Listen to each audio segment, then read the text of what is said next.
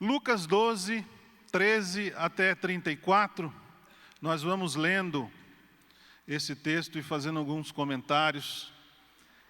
O tema é Nós e o Dinheiro, segundo Jesus.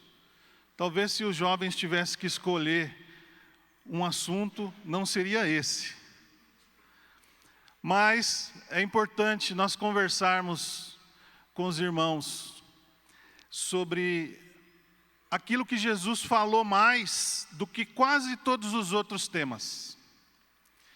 Porque o dinheiro, ele é o rival principal de Cristo como Senhor das nossas vidas.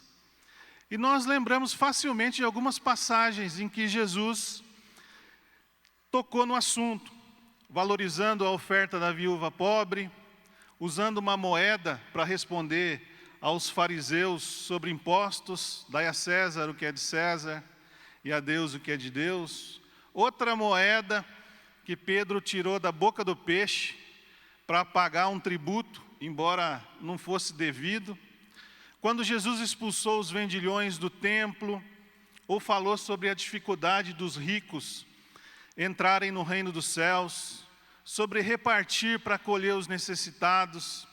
Quem fizesse assim estaria acolhendo o próprio Cristo. A parábola do administrador infiel, quando Jesus terminou dizendo que ninguém podia servir a dois senhores, ou serviria a ele, a Deus, ou às riquezas, mamon. Esse assunto de finanças, eu sei que ele pode ser estudado com mais profundidade nos grupos caseiros, especialmente no discipulado. Mas hoje eu quero focar esse texto de Lucas 12, 13 até 34, para nós nos lembrarmos o que significa ter uma vida equilibrada nessa área, de acordo com os ensinamentos de Jesus no texto. Esse capítulo 12 de Lucas, ele traz algumas admoestações de Jesus aos seus discípulos. Tinha uma multidão ouvindo, mas ele estava se dirigindo aos discípulos, a quem ele chama de amigos. Primeiro, para que não agissem com hipocrisia, como os fariseus, que falavam mal pelas costas, que faziam armadilhas. Depois que quando fossem levados diante das autoridades, por causa da fé em Cristo, que não se preocupassem com o que deviam falar, porque o Espírito Santo colocaria na boca deles as palavras. Então vamos ler o texto.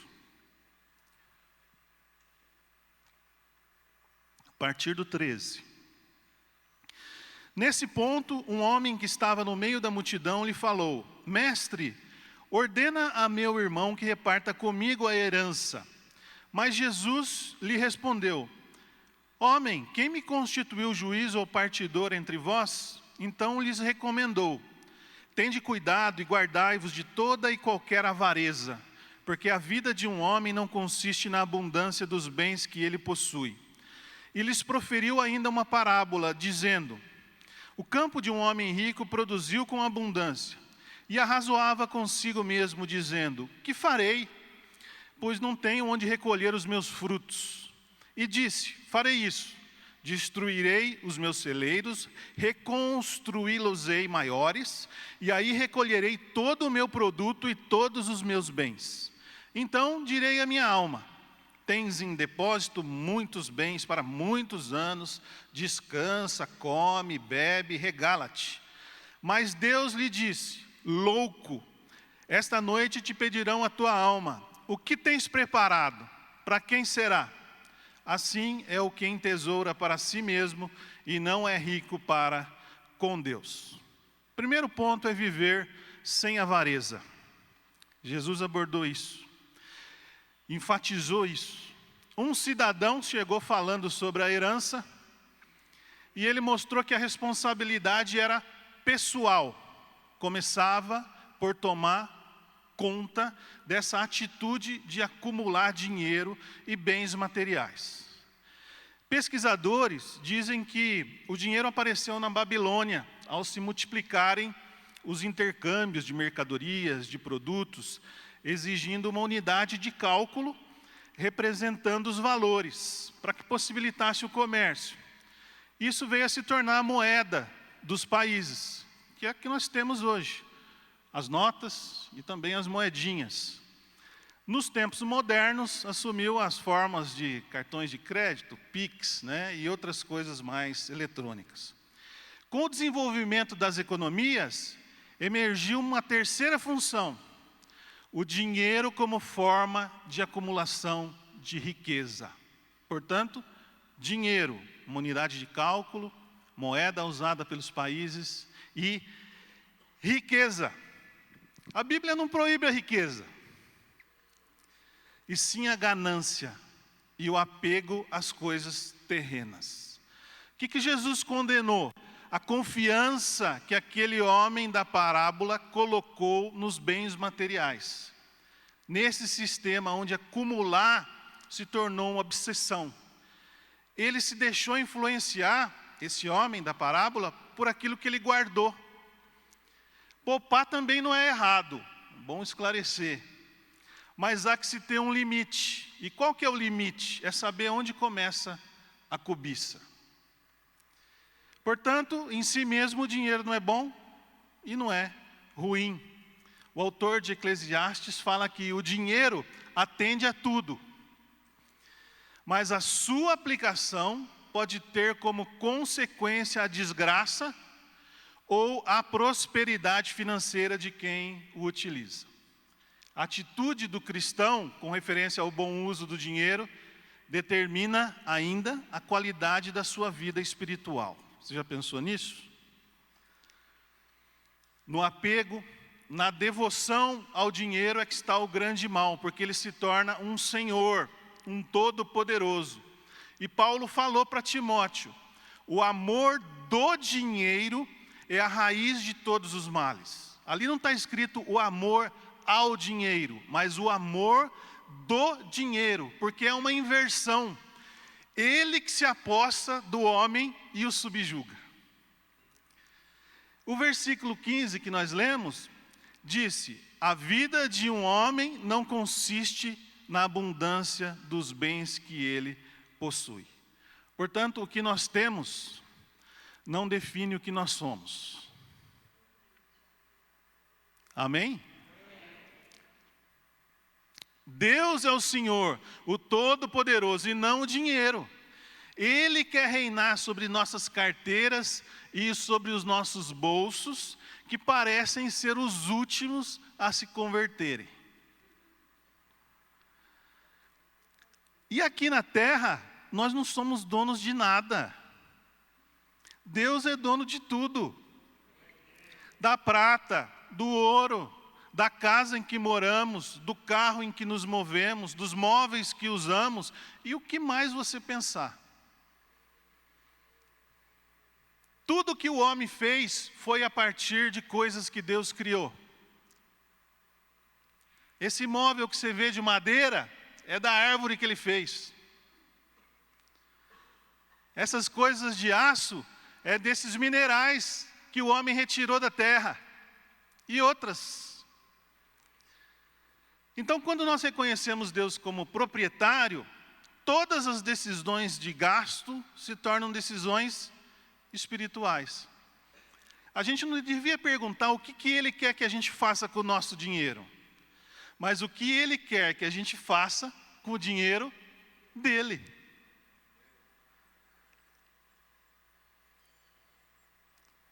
Você já deve saber que como nós entramos nesse mundo, peladinhos, sem nada, nós saímos.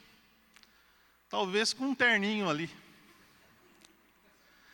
Mas você não leva nada. E depois os bichos ainda comem tudo.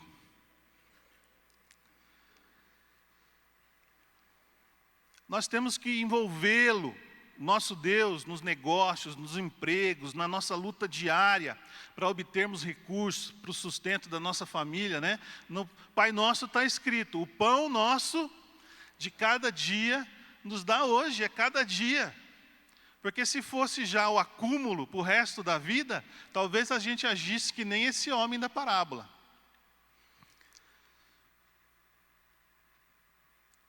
Para o sustento da família, para a ajuda dos necessitados e a entrega dos dízimos e as ofertas ao nosso Deus. essa palavra foi preparada porque nós estamos falando das características da igreja. Não porque a arrecadação da igreja está baixa e precisa aumentar. Entenda isso. Que esse é um assunto que nós temos que tratar de uma forma livre entre nós. Porque Jesus falava disso com muita naturalidade. O dízimo é aquela parte que corresponde aos 10% de tudo que se recebe e que nós devolvemos a Deus, já que tudo é dele. Indica que nós somos gratos por sua graça e que nossa dedicação a ele é uma dedicação absoluta e total. As primícias do que nós arrecadamos. Antigamente, nessa sociedade agropastoril, os primeiros frutos da terra, do rebanho. Hoje, o primeiro daquilo que nós arrecadamos. Aquela mínima parte que deve ser reservada e logo trazida fielmente à casa do tesouro, a tesouraria da igreja. Não é no seu cofre pessoal, no seu guarda-roupa ou dentro do seu colchão. É algo separado, santo ao Senhor.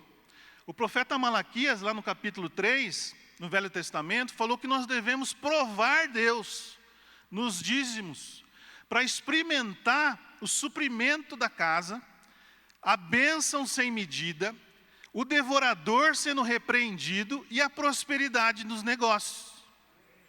E ainda que nós seríamos chamados de felizes pelas nações, e para Deus um particular tesouro.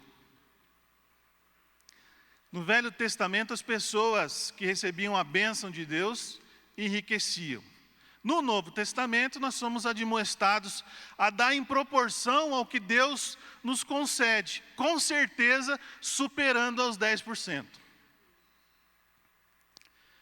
Então nós entregamos o dízimo por amor. É um dos testes de Deus que revela se realmente nós damos a Ele o primeiro lugar. Alguém pode perguntar assim: o dízimo pertence à lei? Não. Já que Abraão entregou seus dízimos 430 anos da lei de Moisés ser estabelecida, promulgada. E ao cessar a lei, não terminou a obrigação de dizimar, porque o próprio Jesus desmentiu esse tipo de pensamento. Porque os fariseus davam o dízimo da hortelã e de tudo que eles produziam, mas não estavam nem cuidando dos seus, cuidando daqueles que deveriam receber a atenção devida. Então dizimar é um compromisso de todos os membros da igreja do Senhor Jesus. Todos nós, membros. Se você foi batizado, passou pelas águas, recebeu o Espírito Santo, foi introduzido na igreja de Cristo, você tem uma responsabilidade financeira no corpo. Amém?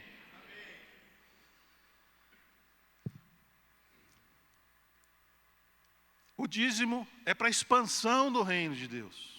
Todas essas obras que foram oradas aqui são sustentadas com o dinheiro do dízimo. E o dízimo, presta atenção no que eu vou dizer, isso nós aprendemos e estão nos livros que o pastor Abílio escreveu, especialmente de finanças. O dízimo protege tudo o que possuímos. Quando você entrega o dízimo, há a proteção daquilo que Deus tem colocado nas suas mãos para cuidar. A bênção da multiplicação está onde? Na oferta. Nos 90% que Deus deixa com você para o sustento da sua família. O que comer, o que beber, o que vestir, onde morar. Um novo plantio, assim era o exemplo da agricultura. Em investimentos, inclusive para ter um fundo de reserva para emergência, para situações de necessidade. Então, quando nós decidimos fazer uma oferta, que não tem a ver com o dinheiro do dízimo, estamos semeando a capacidade de multiplicação, de 30, 60, de 100 por uma semente. Quem semeia pouco, colhe pouco. Quem semeia muito, colhe em abundância. Uma contribuição com alegria, conforme estiver disposto no coração, como nós aprendemos dos coríntios. E a oferta precisa custar algo para nós. Não pode ser uma esmola qualquer. O rei Davi foi um exemplo disso. Ele comprou um terreno e comprou os bois para sacrificar ao Senhor, embora o dono da área quisesse doar tudo. E ele disse o seguinte: não vou oferecer a Deus sacrifícios que não custaram nada. É necessário um esforço para nós ofertarmos. Às vezes até nos privamos de algo que nos dá prazer para ofertarmos ao Senhor. É aí que está a multiplicação. Eu creio nisso. Isso foi tão bem ensinado à igreja que no período da pandemia não faltou um recurso nessa comunidade. E não tínhamos reuniões presenciais. E chegaram os dízimos, chegaram as ofertas, porque eu sei que vocês foram ensinados, eu só estou lembrando, não estou repreendendo vocês, estou lembrando para que vocês continuem passando isso no seu grupo, para os discípulos, para esses jovens que estão aqui presentes, para que eles também possam ser abençoados, muito abençoados nessa área, e possam abençoar a outros. E é interessante que no final da parábola, quando Deus falou para o homem rico que naquela noite ele morreria, veio a pergunta de Deus para ele: e o que tens preparado, para quem será? Que é o versículo 20.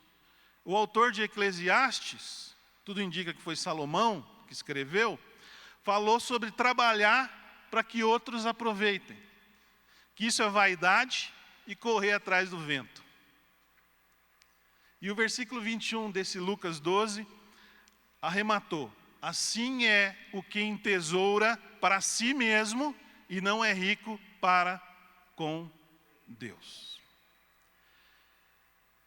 A destinação das ofertas da igreja é para as despesas referentes ao funcionamento da reunião. Energia, limpeza, melhorias, tudo isso tem que vir da oferta e não do dízimo. Então, o primeiro ponto: viver sem avareza. Faz assim com a mão. Viver sem avareza. Aí abre a mão. Sem. Você é rico para com Deus? Você tem sido rico, rica para com Deus? Vamos seguir na leitura. Lucas 12, do 22 ao 30. A seguir, dirigiu-se Jesus a seus discípulos dizendo: por isso eu vos advirto, não andeis ansiosos pela vossa vida, quanto ao que haveis de comer, nem pelo vosso corpo, quanto ao que haveis de vestir, porque a vida é mais do que o alimento, e o corpo mais do que as vestes. Observai os corvos, os quais não semeiam, nem ceifam, não têm despensa, nem celeiros, todavia Deus os sustenta. Quanto mais valeis do que as aves. Qual de vós, por ansioso que esteja, pode acrescentar um côvado ao curso da sua vida? Se, portanto, nada podeis fazer quanto às coisas mínimas, por que andais ansiosos pelas outras? Observai os lírios, eles não fiam nem tecem, eu, contudo, vos afirmo que nem Salomão, em toda a sua glória, se vestiu como qualquer deles. Ora, se Deus veste assim a erva, que hoje está no campo e amanhã é lançada no forno, quanto mais tratando de vós, homens de pequena fé. Não andeis, pois, a indagar o que haveis de comer ou beber, e não vos entregueis a inquietações, porque os gentios de todo o mundo é que procuram essas coisas, mas vosso Pai sabe que necessitais delas.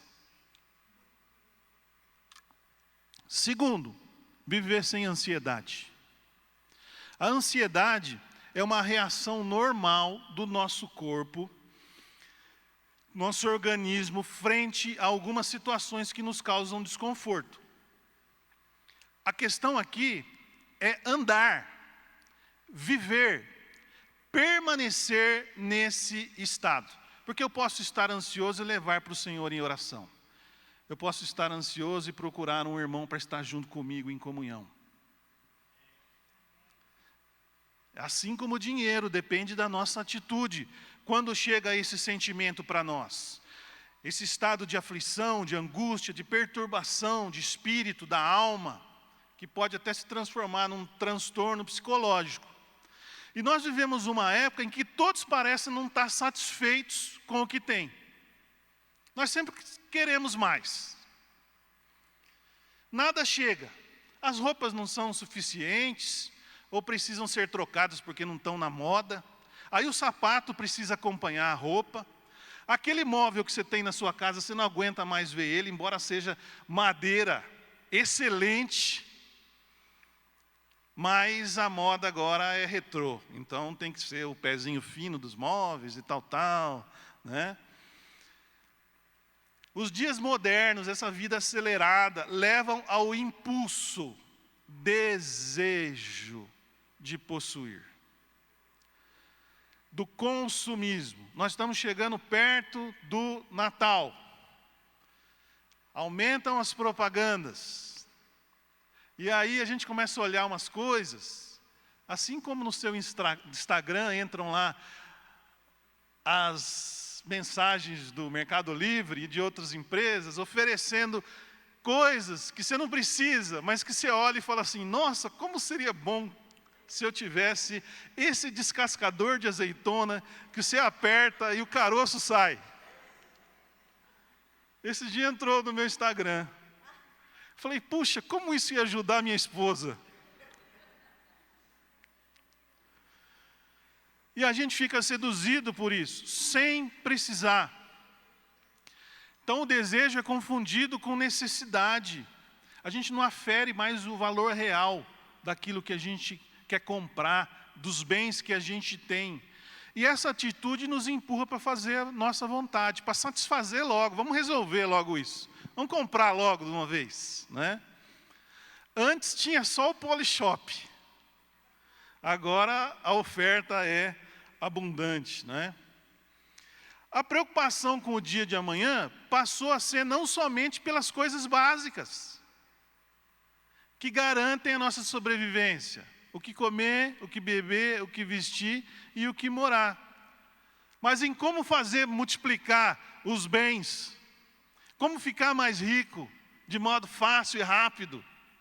Isso consome os pensamentos da gente.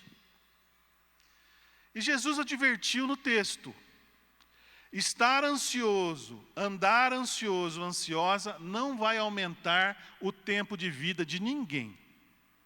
Pelo contrário. Por isso, o que adianta se entregar à inquietação? O que adianta?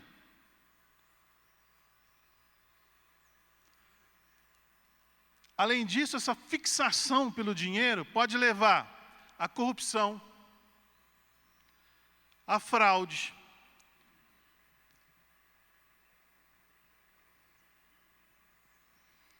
ao desvio de fundos e até à traição das pessoas mais próximas a nós. Que foi o que aconteceu com Judas. E ele fez isso com Jesus, por aquelas moedas de prata. E depois ele se arrependeu, entre aspas, que foi uma tristeza que não levou ao arrependimento profundo. Porque se tivesse sido um arrependimento verdadeiro, ele não teria se suicidado daquela forma. Que erro tremendo construirmos a nossa vida com base na ganância pelo dinheiro, porque é uma arrogância que nos distancia de Deus, traz problemas graves à nossa saúde. Ah, Marcos, mas o dinheiro não tem a sua importância? Tem, eu já falei aqui que tem. Mas não dá nenhuma garantia para nós. Nenhuma. A economia muda. O dinheiro desvaloriza. Quando nós moramos em Portugal, a minha família, como missionários, 1 euro valia 3 reais. Hoje, 1 euro vale quase 7 reais.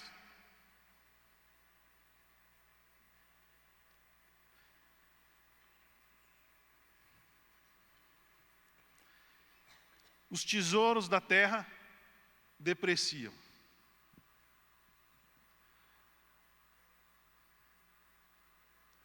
nós precisamos cultivar uma vida de contentamento. Essa palavra aparece 6 ou 7 vezes na Bíblia, que está relacionado em observar o cuidado de Deus conosco e não ficar reclamando.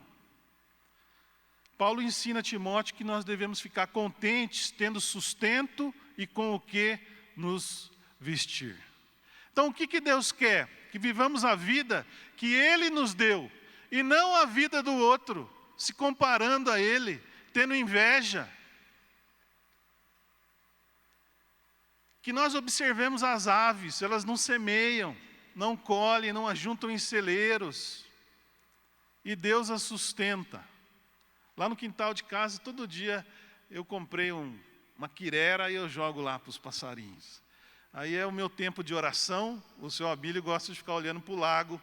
Eu olho para os passarinhos no quintal de casa, fico ali orando e agradecendo a Deus. Como Ele cuida daqueles passarinhos e como Ele cuida muito mais da gente, não é? Valemos muito mais do que as aves. Sabia? Consideremos como crescem os lírios, no campo as flores. Nem Salomão se vestiu assim com tanta beleza. Hoje eu cruzei com uma irmã, ela percebeu que eu vim de blazer. Quando a pessoa vem de blazer, você já desconfia que ele vai pregar, né? Aí ela falou, nossa, você está bonita. Eu falei, obrigado, né? Deu uma esfriada, ajudou também, né? Porque senão não dava. Essas flores morrem, mas nós viveremos para sempre na presença de Deus. E aqui entra a fé. Jesus chamou homens de pequena fé, no texto que nós lemos, porque eles não criam na providência divina. O versículo 30 desse Lucas 12 diz que vosso Pai sabe que necessitais delas, das coisas ali descritas, porque Ele conhece tudo o que nós precisamos. Pensa bem, tem faltado alguma coisa para você, meu irmão? Alguma coisa básica? Você tem comido todos os dias? A tua mesa tem legumes, verduras, arroz, feijão, de vez em quando um franguinho, uma carne? Então aí entra a nossa fé. Então, relembrando que Jesus nos ensinou sobre o uso do dinheiro, em Lucas 12. Primeiro, viver sem avareza. Segundo, viver sem ansiedade. E agora a última parte, 31, 32 e 33. Buscai antes de tudo o seu reino, e essas coisas vos serão acrescentadas. Não temais, ó pequenino rebanho, porque vosso Pai se agradou em dar-vos o seu reino.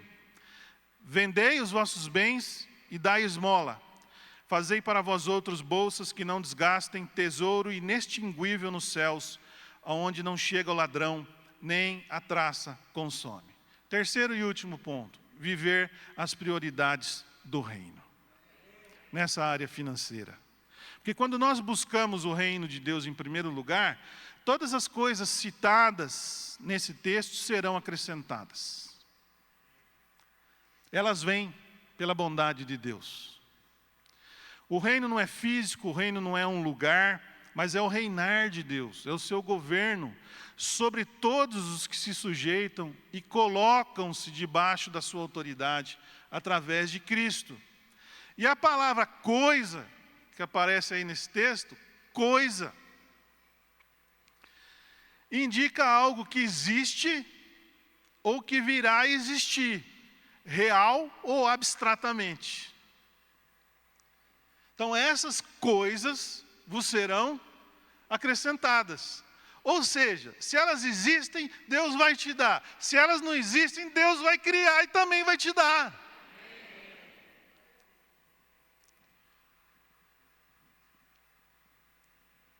Nós que fazemos parte do rebanho que Ele pastoreia, e vocês viram do que Ele nos chama?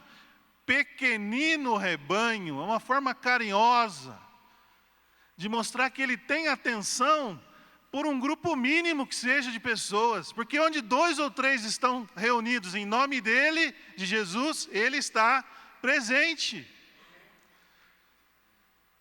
Então nós não precisamos ter medo algum. E Ele não só tem o prazer de suprir os que buscam satisfazer a sua vontade, mas também nos dá acesso às coisas espirituais, às coisas lá do alto. Então a busca do reino, em primeiro lugar, envolve cuidar da nossa conduta, pelos princípios absolutos do Evangelho, amando a Deus e amando ao próximo. Buscando essa satisfação plena, não no dinheiro, mas nessa vida abundante que é concedida por Jesus. O que Salomão, quando perguntado por Deus o que ele queria, respondeu? Foi dinheiro. Eu quero sabedoria, porque eu não tenho condições de cuidar desse povo. E o que Deus deu para ele? Essa sabedoria, e ele foi o homem, não só mais sábio da terra, como mais rico da sua época. Deus concedeu muito mais.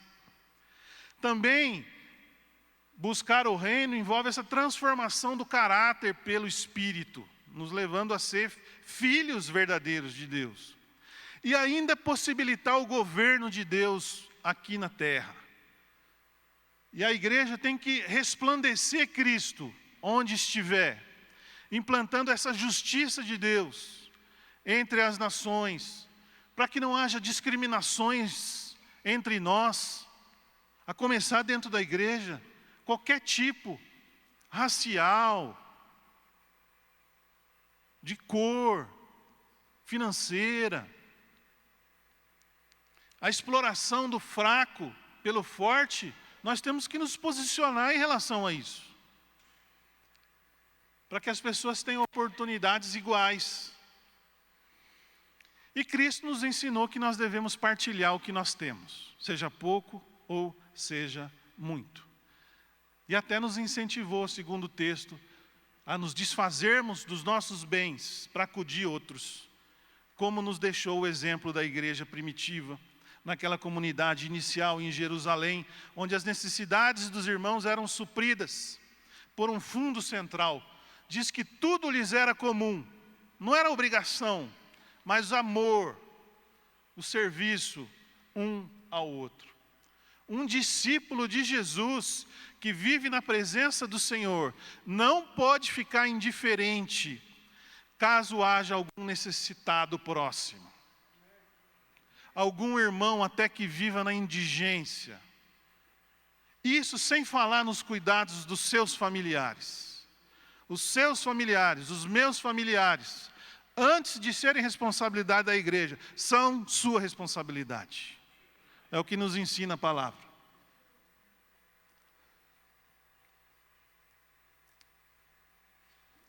O próprio Jesus falou que mais feliz é aquele que dá, aquele que partilha, do que o que recebe, né? Praticar o bem, ser rico em boas obras, não confiar na instabilidade da riqueza. E é preciso também crer, finalizando, que o dar não faz diminuir o que temos. Pelo contrário, quando damos, mais e mais nos é acrescentado. Quem retém, só perde.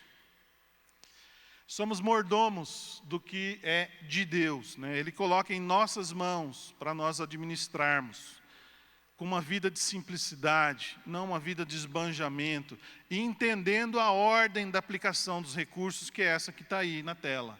Primeiro, os recursos têm que suprir as nossas necessidades pessoais.